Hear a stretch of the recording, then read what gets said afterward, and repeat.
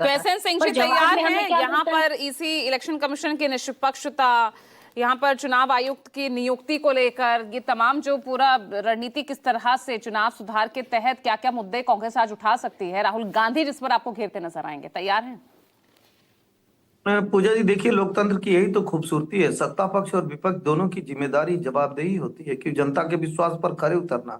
लेकिन सदन में चर्चा भी करेंगे और सदन से आउट होंगे, ये तो देखा ही जाता है। अब सदन में चर्चा की मांग आपने मणिपुर पे किया और सदन से आउट हो गए, ऑपरेशन सिंदूर पर किया, सदन से आउट हो गए, बालाकोट पे चर्चा की मांग की, सदन से आउट हो गए। कैसे चर्चा हो पाएगी जब राष्ट्रपति अभिभाषण देंगी, बताने का कार्य करेंगे कि किस तरह से ये विकसित भारत बन रहा है, तो आप सदन से आउट हो जाएंगे। मैं फिर भी कह रहा हूं कि यही जो है मोदी जी का नया भारत है, जिसमें जो सत्ता पक्ष है वो इंदिरा गांधी जी की तरह, राजीव गांधी जी की तरह तानाशाही रवैया नहीं अपनाता है, विपक्ष को साथ लेकर चलने का कार्य करता है। और चुनाव सुधारों पर चर्चा हो रही, एसआईआर पर चर्चा नहीं हो रही। और संजीव जी ने इतनी तो खूबसूरती से अगर यही बात अगर मॉनसून सेशन में भी मान जाते तो पूरा सेशन हंगामे की भेंट नहीं चढ़ता ना।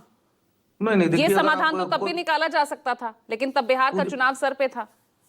पूजा जी वही कह रहा हूं ना कि विपक्ष की भी जिम्मेदारी होती है कि अगर वो किसी भी चीज पर, मैंने 5-6 एग्जाम्पल दिया, अगर चर्चा आप चाहते हैं तो आप चर्चा करेंगे ना, चर्चा शुरू करके और चर्चा से भाग नहीं जाएंगे। और संजीव जी ने एक एग्जाम्पल के तौर पे बड़ी अच्छी बात कही। उन्होंने कहा कि अभी बिहार में एसआईआर पे लोग कह रहे थे कि वोट चोरी हो रहा है, तो कोई भी व्यक्ति आना चाहिए ना चुनाव के समय में कि मेरा वोट कट गया। कोई व्यक्ति तो नहीं आया, राजनीतिक पार्टियां आई। इस नाते मैं अनुरोध करता हूं कांग्रेस पार्टी के वरिष्ठ नेता आदरणीय राहुल गांधी, अब तो हवाई बातें आज नहीं होंगी ना, अब तो जो बातें होगी वो फैक्ट्स एंड फिगर्स के साथ होगी, क्योंकि सदन के पटल पर बातें रखी जाएंगी आज।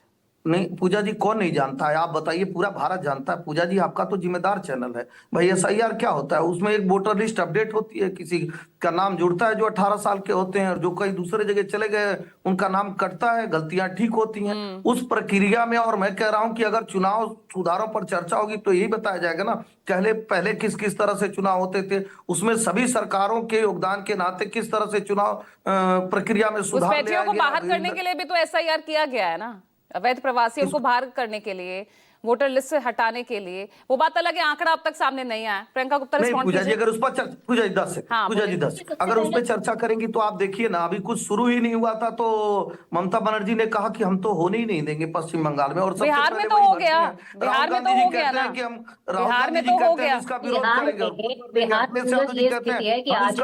अच्छा रुके एसएन सिंह जी, रुके आप जनता को गुमराह कर रही है पूजा जी, अपने को तो आप सबसे पहले आगे मैं क्यों गुमराह कर रही हूँ?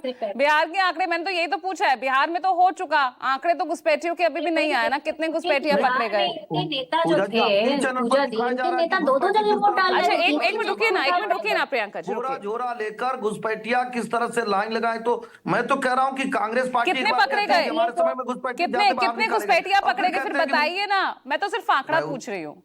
नहीं पूजा जी मुझे लगता है कि आपका जिम्मेदार चैनल है और भारतीय जनता पार्टी कहती नहीं। हम कहाँ कह रहे हैं, हम तो कही नहीं रहे हैं। उसके बाद भी आप बता रहे हैं कि घुसपैठिए भाग के जा रहे हैं, घुसपैठिया वो भारतीय जनता पार्टी के नाते जा रहे हैं, मोदी जी के नेतृत्व में। 88,000 यूपी के कार्यकाल में घुसपैठियों को बाहर किया गया। आप बता दीजिए अपने 10 से 11 साल के कार्यकाल में कितने घुसपैठिए बाहर किए गए, आप ही बता दीजिए। छोड़िए बिहार को 10 सालों पे आ जाइए, बताइए। आइए इसी पे बात हो जाती है पूजा जी। चलिए ठीक है, मत दीजिए जवाब, ठीक है एसएन सिंह जी। अब प्रियंका गुप्ता को रिस्पॉन्ड करने दीजिए, फिर मैं आगे बढ़ूंगी। हाँ प्रियंका, वो घुसपैठियों पर स्टैंड नहीं कर पाते हैं। ठीक है। इन पे आरोप लगाते हैं कि इन्होंने अब तक के कार्यकाल में 2025 तक के कार्यकाल में सिर्फ 5,000 लोगों को इन्होंने बाहर का रास्ता दिखाया। और वो भी आज पूछा जाए इनसे कि जब हमारे देश के लोग अमेरिका से भेजे जाते हैं तब उनके हाथों में हथकड़ी होती है, पर ऐसी तो कोई तसवीर मैंने देखी नहीं अभी तक। तो वास्तव में भारतीय जनता पार्टी लेकिन सिर्फ वोट चोरी कहने से ही थोड़ी ना कुछ होगा ना, आज तो सबूत रखने होंगे।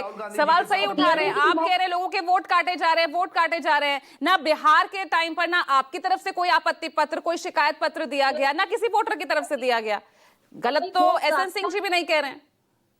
पूजा जी इनसे ये तो पूछिए कि इन्होंने जो है कितने लोगों को वहां डबल स्टेट्स में वोट डलवाए। इनके कार्यकर्ताओं ने दिल्ली में वोट डाला, फिर उसके बाद बिहार में डाला, और उसके बाद अब अन्य राज्यों में भी डालेंगे। आप उत्तर प्रदेश और बंगाल में भी देखिएगा कि ये लोग वोट डालते नजर आएंगे। अरे ये दीपक रंजन